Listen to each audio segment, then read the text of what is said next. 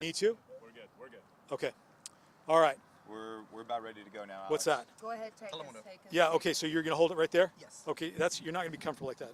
You be okay? Okay. Okay, sounds good. Come on Okay, out as long when you can. as long as you're comfortable. Okay, good. Yeah, we'll just start with first name, last name, We'll please. get there. We'll get there in a minute. Yeah, good. Good. Oh, we got more coming. Everybody good on this side? Yep. Coming around? Yeah. What about you in the back? Are you good in the back? Okay. Not yet. Okay, stand by. Are you good? I am. Okay. Thank you, sir. You got it from the SAC B? Yes, I am. Okay, sounds good. Are you recording it? I am. If you come over on this side, I'll probably talk a little bit more that way so that we can get the volume on that side, okay? Sure. Thank you. Okay. Thank you. Okay. Everybody good? Yep. Good, good, good. Okay. So do you need to tell them? Okay, sounds good. Okay. Good afternoon, everybody. My name is Corey Honey. I am the Sheriff of Butte County, and I'm here to provide an update on the shooting investigation that the Butte County Sheriff's Office is currently conducting. To begin with, at about 1 p.m. this afternoon, the Butte County Sheriff's Office received 911 calls from a Seventh-day Adventist school located on the corner of Highway 70 and Cox Road between Oroville and Palermo in Butte County. We received reports that there was a active shooter on campus.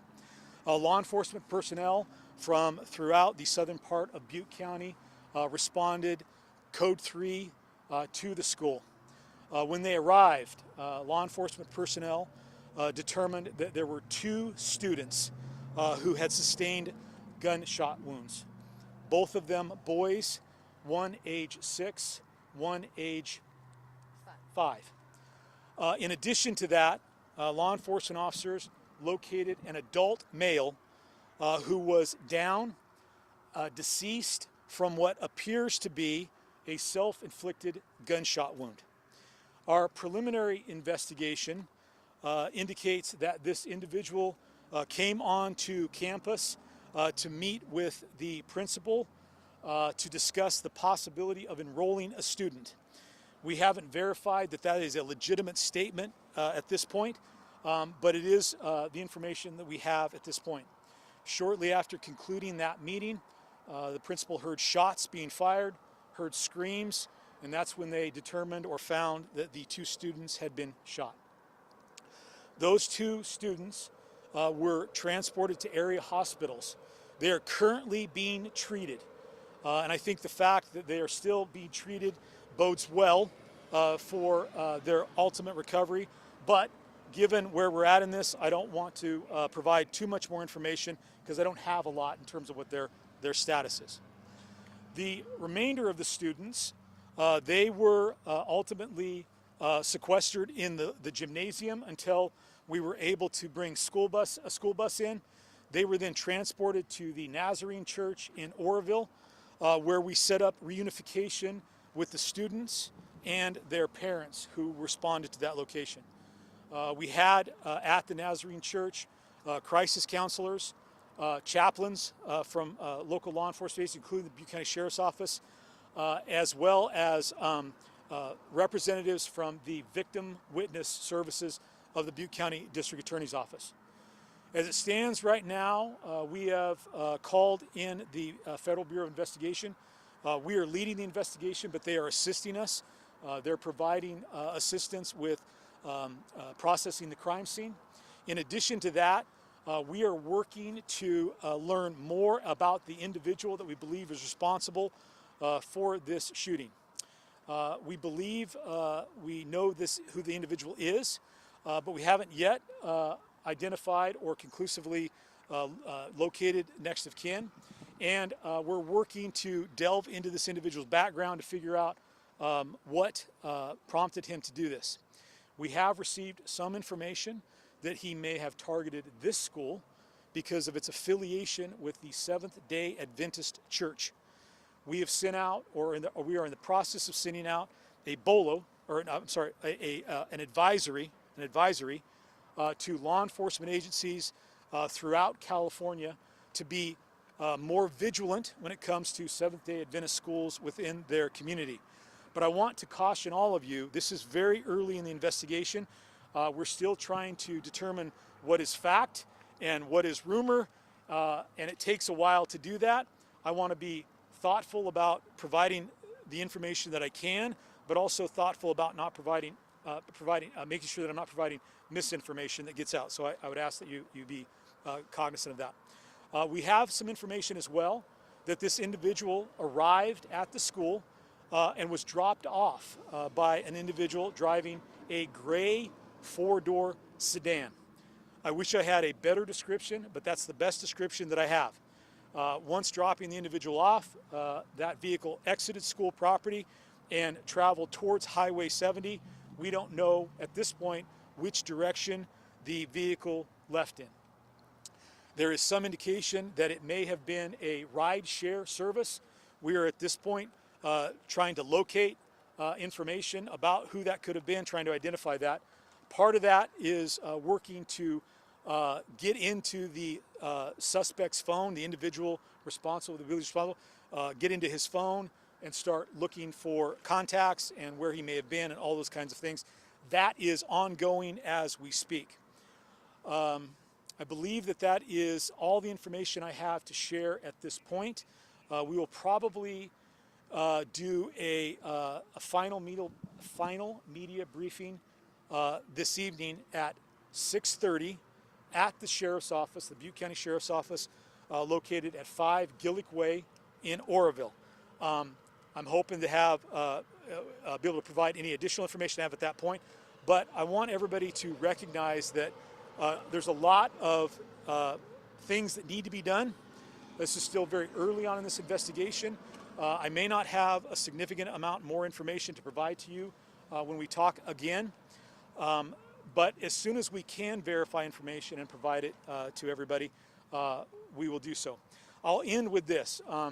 If you're the individual that dropped this person off, or you know who may have dropped this person off, please contact the Butte County Sheriff's Office, or if you know who this person was, please contact the Butte County Sheriff's Office. Our phone number is area code 530-538-7322. Again, 530-538-7322. And if you have any other information about this individual, you knew something about this individual, or you could provide some information, please let us know as soon as possible. Again, that's all the information I have at this particular point.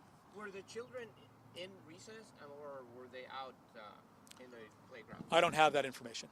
Yeah. Can you just walk us through, I know you don't want us to spread misinformation, but the difference between this was an isolated incident between telling all sheriff agencies Yeah. they'd be on the lookout for this? Yeah, fantastic. So that is a good question. So at this point in our investigation, the information we have suggests that this is isolated to this particular school.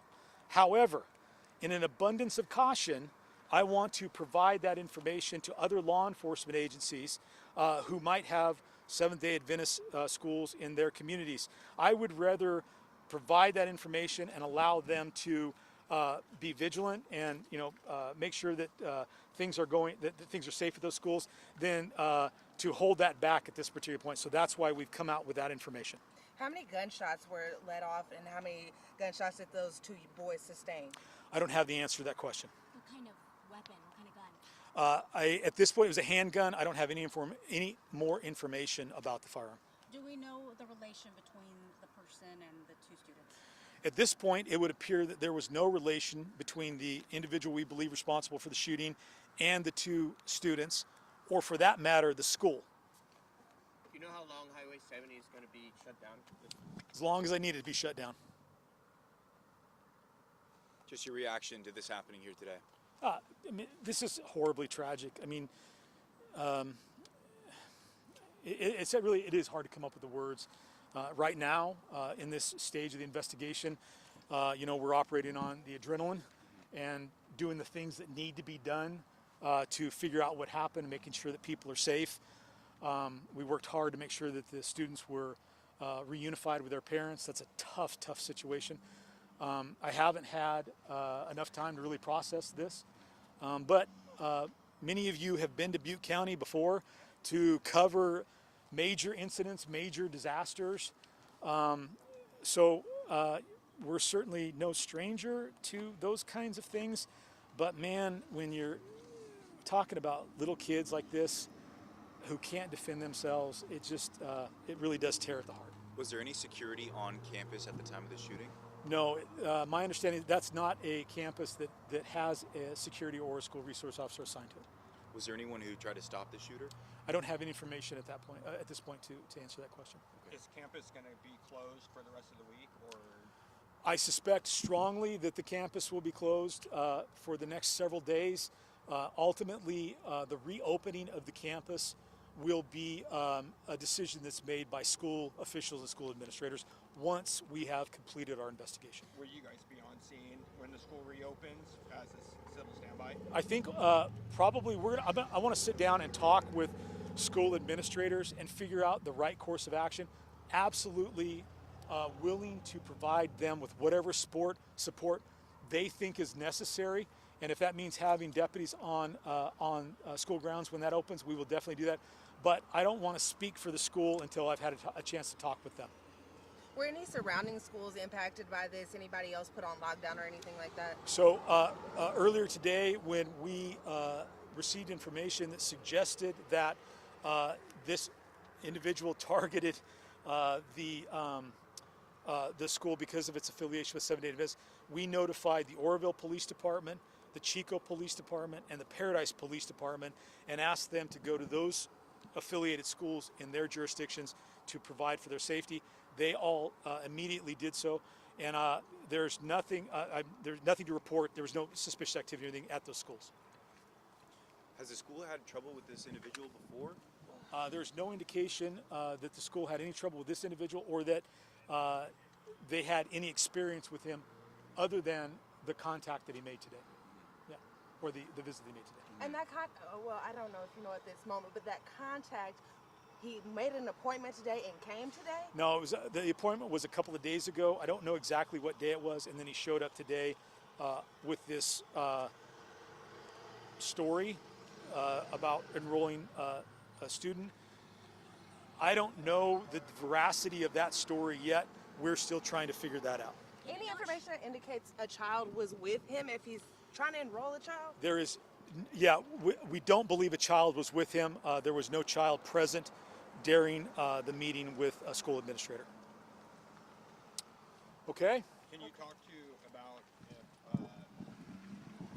any involvement of outside law enforcement for this incident? So again, reiterated, anytime you have a active shooter scenario, especially in a school, you're going to get a response from all area law enforcement, and that's what happened here today. Obviously, deputies from Butte County Sheriff's Office immediately responded, but we also had CHP, Oroville PD, there were Fish and Wildlife wardens there, CAL FIRE law enforcement, Gridley PD, I believe, sent some folks. So there was a lot of local law enforcement in the initial response, the district attorney's office. And then now that we've moved from the initial response into the investigative phase, obviously my detectives are working the case, but we are working collaboratively. We have assistance from the district attorney's office. We have assistance from the Chico Police Department, and we have assistance from the Federal Bureau of Investigation. There may be other law enforcement agents who are assisting us. I think maybe Homeland Security as well. I don't have a comprehensive list, and if I've left anybody out, it wasn't intentional. Sheriff, I know it's early in this investigation, but do we know, I mean, how quick was this response, this law enforcement response to the school? And this is something that your deputies practice on an annual basis, at least? Yeah, so I don't have the response times. I haven't looked at what that is. There's been so many other things to do it.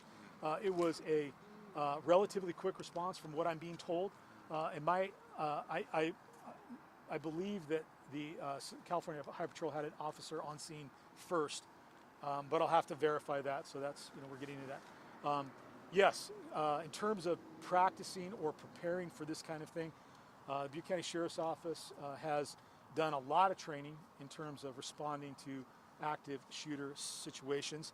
And we have involved the other law enforcement agencies in Butte County so that it's been a multi-agency training because in these situations, everybody responds and we want everybody to be on the same page. But again, when we arrived, or when law enforcement initially arrived, it appears as though the individual responsible for it was already deceased. It appears it's as a result of a self-inflicted gunshot wound. Okay? Okay, folks, thank you very much. I appreciate your patience.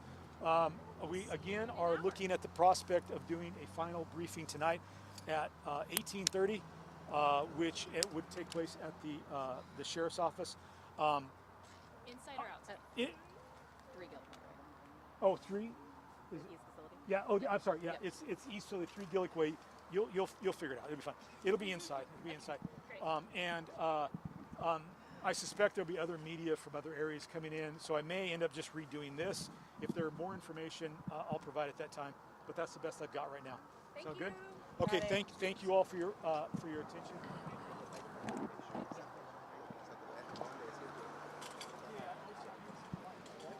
I don't think we'll be able to see that. Yeah. Let me just step back. All the livestock done by, I think we're